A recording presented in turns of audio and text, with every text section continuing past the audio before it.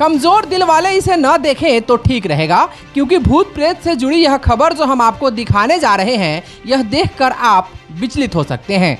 आज जहां वैज्ञानिक ब्रह्मांड की उत्पत्ति वाले कण की खोज कर भगवान के करीब पहुंच चुके हैं, वहीं पश्चिमी चंपारण जिले के वाल्मीकि नगर स्टेशन के समीप गोबरहिया गांव में एक बाबा द्वारा भूतों का मेला लगाकर आस्था के नाम पर अंधविश्वास का खुल्लम खुल्ला खेल खेला जा रहा है।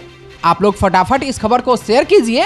तो हम आपको बता दें कि वाल्मीकि नगर टाइगर रिजर्व के बीच स्थित गोबरहिया स्थान पर वर्ष 2001 से भूत प्रेत से मुक्ति का यह खेल चलता आ रहा है। अंधविश्वास की जड़ें इतनी मजबूत है कि यहाँ सैकड़ों की संख्या में लोग भूत और प्रेत आत्माओं से मुक्ति के लिए पहुँचते हैं।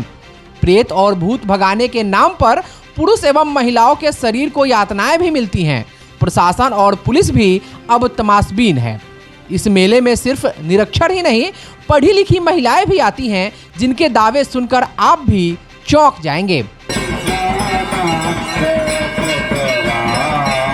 इस बारे में आपकी क्या राय है और आप हमें कहां से देख रहे हैं, कमेंट करके अपने गांव या शहर का नाम जरूर बताइएगा।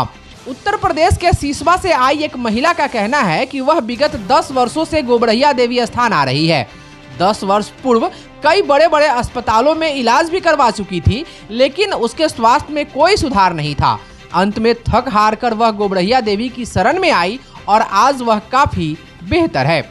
अभी नवरात्रि के अवसर पर यहाँ लोगों की खूब भीड़ उमड़ रही है, लेकिन हमें मालूम यह भी हुआ कि यह मेला प्रत्येक माह पूर्णिमा के दिन भी लगता है। इस मेले में नेपाल, उत्तर प्रदेश और बिहार के कई जिलों से हजारों की संख्या में पीड़ित पुरुष और महिलाएं आकर बाबा के दरबार में दुआ की भीख मांगती हैं। आस्था के नाम पर लगने वाले इस मेले में आने वाले पीड़ितों की फहरिस्त हर बार लंबी होती जाती है। जानकारों ने हमें बताया कि पीड़ित महिलाओं की झाड़ फूंक के बाद भूत भगाने के लिए बाबा द्वारा पेड़ में कील ठोककर बांध दिया जाता है। वाल्मीकि नगर व्याघ्र परियोजना के अधीनस्थ गोबरहिया गांव में वर्ष 2001 में मिट्टी की पीढ़ियां बनाकर एक पीपल के पेड़ के नीचे पूजा शुरू हुई थी।